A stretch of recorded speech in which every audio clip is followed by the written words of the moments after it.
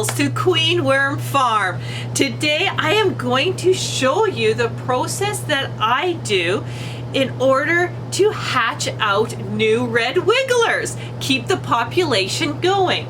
So I'm going to pull out a tub and we are going to look for eggs. Then we're going to separate the adults and the eggs, and I'm going to show you the process of what I do to get those eggs, or cocoons they're called, to hatch out, where I store them, and all the other information you need to know when you're hatching out red wigglers.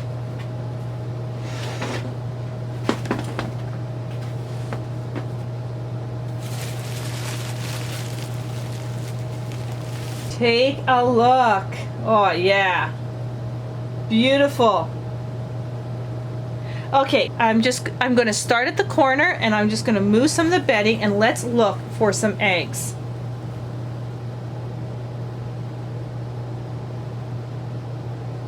There you go. Already found one, and they are small, but that's a little egg right there. And there's another one. So we definitely got eggs. And you can take a look at this one right here. You notice how much darker it is? The darker the egg, the older the egg is, the closer it is going to hatch. So I found another one right here.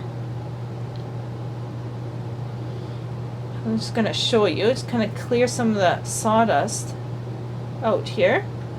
So right there, I'm hoping that comes up on the camera.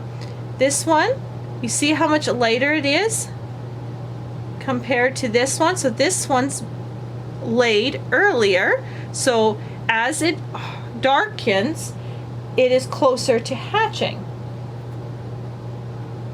And there's another one.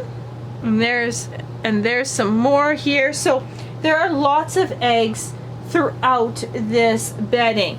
And because I have sawdust in here, it's sometimes a little bit hard to see on the camera, but there's eggs everywhere here. And there's another one right here. Like I keep seeing them. So there's lots and lots and lots of eggs here from these wonderful breeding worms right here.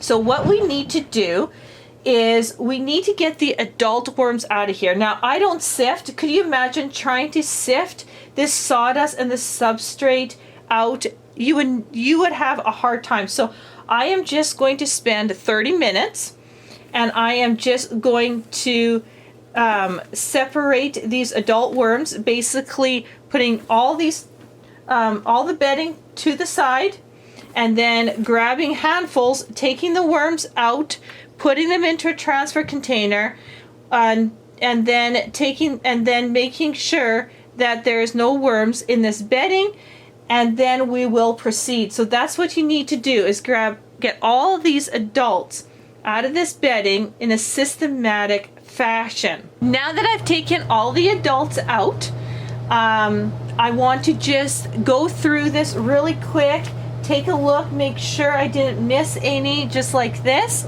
and put it into my transfer container. As you can see here, I'll just flip these over.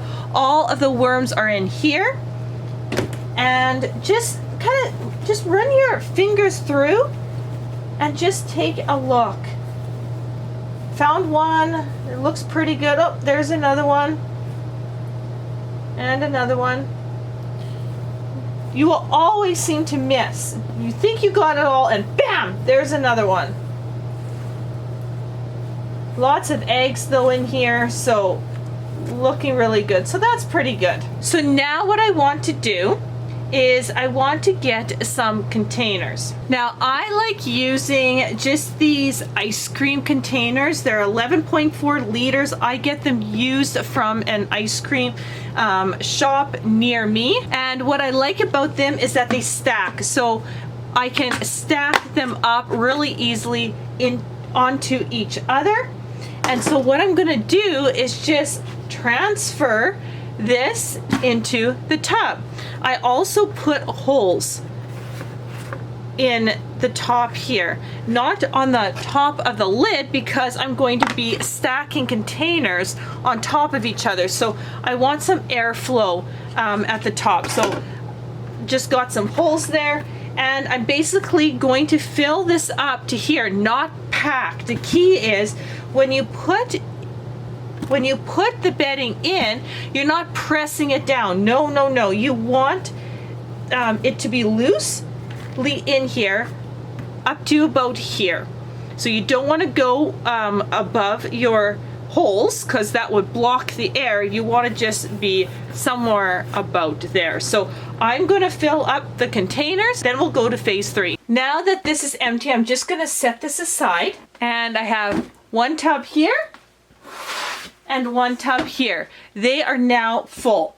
So once I got the lid on, there is a lot of good airflow, but the top here will dry out, and any eggs at the top here wouldn't hatch because they'll just be drying and shriveling up. So what I like to do is just grab some used plastic. You can use any kind of plastic, and what I like to do is put that on top. What it does is prevents all the water from evaporating and the top drying, but I'm not like making sure the edge is 100%. There is room for airflow, but the moisture is kept in there. The eggs need moisture in order to hatch. I'm not adding any more moisture than what the bedding was, because the bedding, once you squeeze it, there's a lot of moisture in there, and that's all this needs. Then I put the lid on top, and I label it. You need to label. Labeling is really important. I got some dust here, so I'm just gonna clean it up.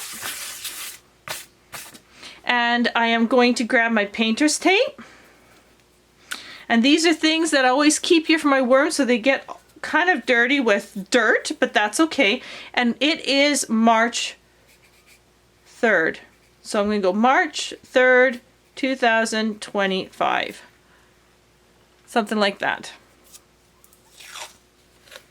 Take that out, put it on, it's labeled, and then I'm going to set it with the rest of my containers. So take a look. So the rest of my containers are here, and you can see the labels. They all got different months on them. And what's important is that I have a concrete floor. And so I make sure that the tubs are on some wood. Otherwise, the concrete is too chilly. This here acts as a good barrier. Very simple to do, nothing fancy. You just don't want to put it directly on the concrete. The eggs don't need extra heat. They just need to be between 18 Celsius to 20 degrees Celsius. That is it. There is no heating pad on any of these. Don't make it complicated. As long as it isn't cooler than 18 degrees Celsius and isn't hotter than 20 degrees Celsius, you're good, and the basement is perfect for that. So I'm just going to add my tub right there and keep on stacking, and they will hatch in these tubs here and grow. And I will show you on another video how I maintenance that, but that's where these are going to live, because these are going to grow big, and then I'm going to feed them out to the chickens in about 5 to 6 months or sell them. So that's where they are going to live. So that is where they're going to hatch and live. So that's what I do to hatch out my red wigglers. I hope this video was helpful. Remember, don't complicate things, and like, subscribe, and I'll see you on the next video.